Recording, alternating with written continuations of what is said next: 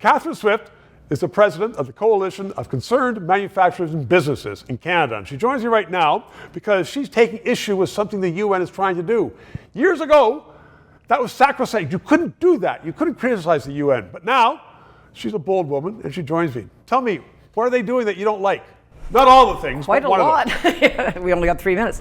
Well, this was concerning plastics. Right. And they had an absurd agenda to basically try to eliminate the maximum number of plastic things possible. And you can barely even look at anything in anywhere and not see plastic. It's like saying no oil and everything is pretty much, mind you, they're trying that one on for size as well. But there was actually a UN meeting in Ottawa back in April, right. And it's rare that we have 4,000. I think it was 4,000 to 5,000 of these delegates flew in.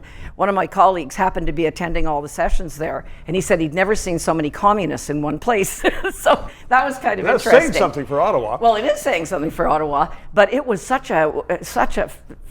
The whole I went to Ottawa, and the whole of downtown Ottawa's closed off. The more cops I don't think I've ever seen in my life, even at the G20 here back in 2010. But the whole point is the UN has gotten into this hugely woke agenda on so many fronts, and this plastic stuff, it's ridiculous. It's not realistic. It's not at all practical. We wouldn't have a medical system without plastic. We wouldn't have safe food without plastic. We wouldn't have all the safety equipment that kids have and adults have, and lighter vehicles that are more fuel efficient, because a lot of them are plastic now. Let me put this to you, Catherine. Though I've seen pictures of the ships with big nets coming out of the ocean, and just mounds and mounds, mainly plastic bottles.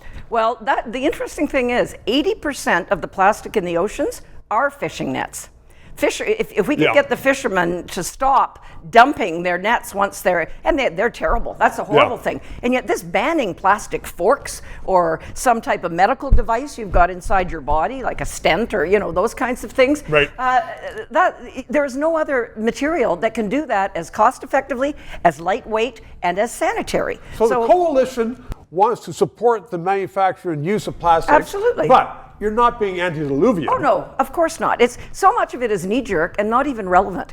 The other thing is, in Canada, we're responsible for almost zero of the. It's kind of like the emissions, the energy emissions issue. And that's not to say we can't do better. But the plastics industry themselves have been very forward-thinking. They have a lot of great ways you can recycle plastic. Some plastics are infinitely recyclable. You can keep recycling them into new products almost infinitely, and we need to put energy into that. And the other problem, of course, is it's not Canada that's the problem. There's something like 7 rivers across the world that are responsible for most of it.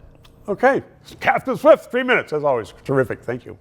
This show provides independent analysis of the issues. We are not paid by the government.